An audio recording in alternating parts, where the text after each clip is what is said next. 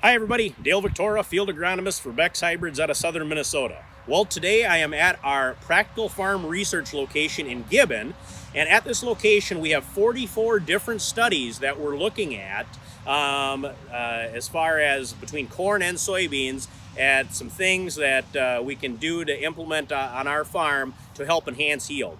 One of the studies that I want to talk about today is actually our thin stand study on soybeans. We've been doing this study for a handful of years, and really the idea behind this is to say, okay, if we encounter a thin stand on our soybean crop, at what point do we leave it or do we tear it up? So really what we're looking at here is we have different seeding rates. We have it all the way from 40,000 all the way up to 100 and 150,000, and we want to decide what's that breaking point. Now, most of us, if we have ever had emergence problems, we know that it's not consistent throughout the field. So what we've done with this study is we've made it more sporadic. We take the seed disc, we plug some randomized holes. So what we have out here is right behind me, we have a 40,000 seeding rate that's sporadic, okay? So it's more of that real world scenario. And we have 60,000, 80,000, and so on. And then we also have some areas where we just ripped it up and replanted 150,000 2 weeks later.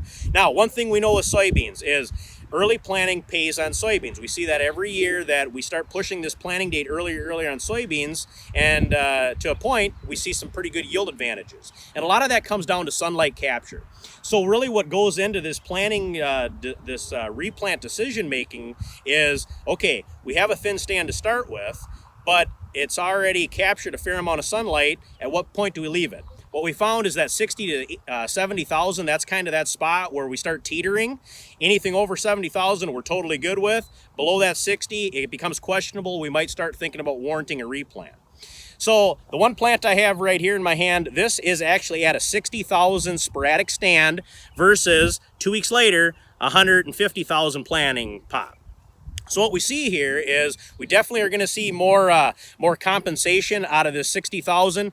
We know soybeans are really good at compensating. They bush out really well. They can get branchy, and they can help offset some of those lost plants by putting more nodes on. Now, ultimately, when we look at planting later in the season, we always say we want to up that planting population to help offset some of the nodes that are going to be lost because we're planted late. So here in the earlier planted soybean, even though it's got a thinner stand, we still probably have just as much yield potential as this later planted one. But it comes down to, okay, we have a thin stand. We've seen it from some of our hard packing rains this year early, and issues like that with some crusts. So we decided to leave this crop and leave the stand at whatever you might have, 60, 80,000. Do we still manage this 60 or 80,000 or 100,000 sporadic stand the same way we manage a full stand? And the answer, what we found the last handful of years, is yes. So we think about an R3 fungicide. We're a little ways off from R3 right now, but in our years of research, it shows that even a thin stand, we still want to manage the same way we manage a full stand, okay? So we can think about an R3 fungicide. The other thing we can think about is some sugar applications. We've done a lot of research within sugar, within Practical Farm Research. And really what we're doing there is we're just adding some carbohydrates to this plant to help it be healthier and happier throughout its life, and ultimately to create more nodes per plant, which will, at the end of the day, create more yield.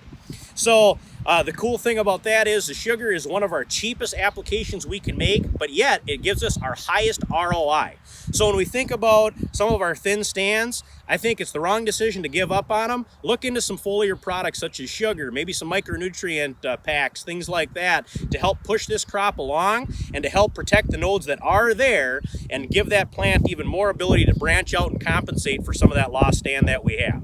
So this study is pretty neat. We're going to keep doing a lot of these studies within Practical Farm Research that are in-season decision making, okay, to help you as the grower make better in-season decisions, all right? So we'll be tracking some of these studies throughout the year. We'll catch you next time. Have a great day.